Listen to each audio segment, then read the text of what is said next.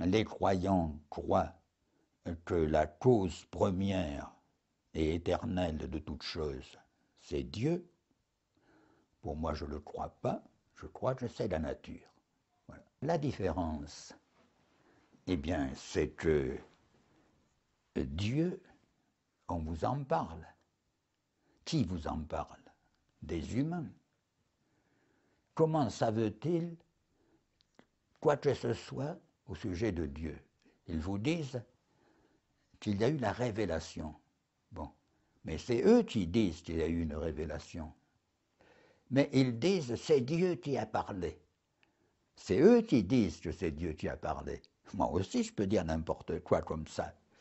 Tandis que la nature, elle est sous nos yeux, elle est partout. C'est-à-dire, immédiatement, nous avons affaire à des choses que nous disons être naturelles par opposition aux choses fabriquées. Cette opposition est au début de la métaphysique d'Aristote, la physis, n'est-ce pas? Donc la nature est évidente. Et Aristote dit qu'il serait tout à fait absurde de contester l'existence de la nature. Bon, ensuite, bien entendu, lorsqu'il s'agit de concevoir cette nature, là, moi je me sépare d'Aristote, hein, mais la nature est elle nous enveloppe, elle est là, on est en plein dedans, tandis que Dieu, pour les croyants du monothéisme, Dieu est en tout cas surnaturel. Il est transcendant. À l'origine de toute chose, il y a l'infini, de toute façon. Ça, il est impossible qu'il en soit autrement.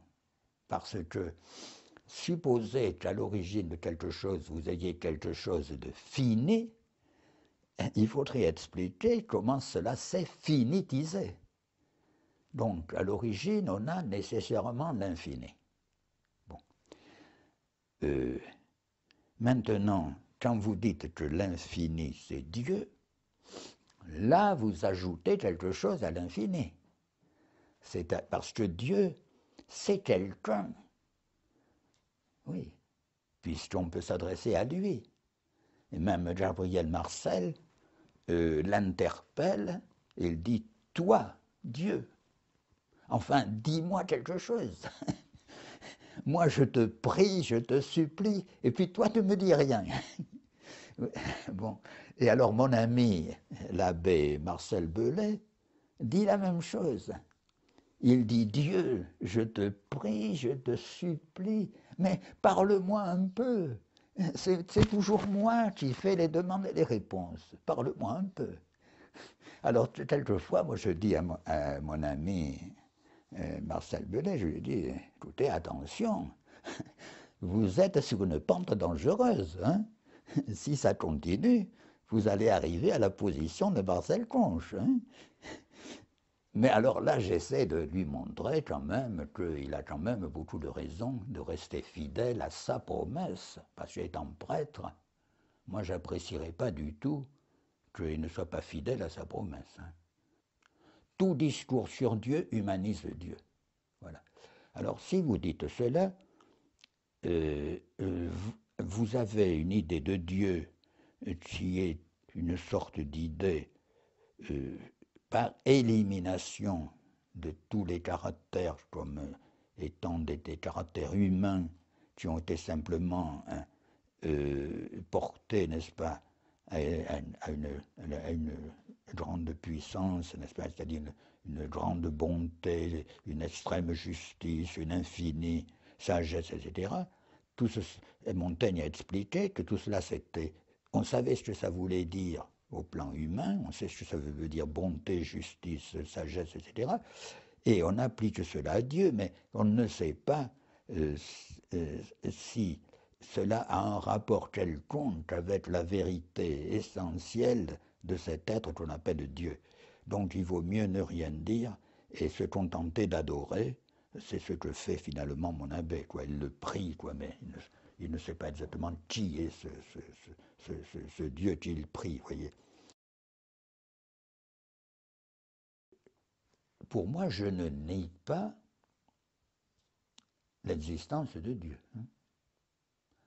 Je ne la nie pas, puisque tout simplement parce que c'est absolument hors des capacités de la raison humaine de se prononcer de façon positive ou négative. Donc, lorsque j'ai affaire à des croyants, je leur dis que il se peut que ce soit eux qui soient dans le vrai et moi qui suis dans l'illusion. Ça, je ne le crois pas. Je fais semblant de croire qu'il y a une chance pour que ce soit eux qui soient dans le vrai, afin qu'ils gardent cette foi dont ils ont besoin. Puisqu'après, s'ils croient, vous savez, les hommes ne s'intéressent pas à la vérité. Non, ce qu'ils veulent, c'est croire, c'est tout, quoi. Mais ils ont besoin de croire. Mais la vérité leur fait peur. Chercher la vérité, ça c'est le